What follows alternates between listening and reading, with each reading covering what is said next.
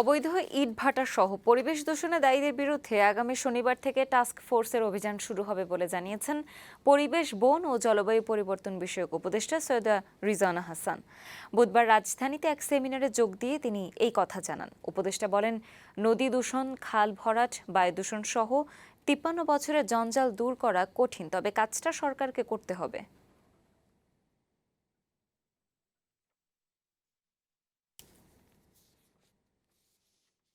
পাওয়ার প্ল্যান্টগুলো থেকে যে 28% দূষণ আসে, এই দূষণটাকে তো নিয়ন্ত্রণ করতে হবে।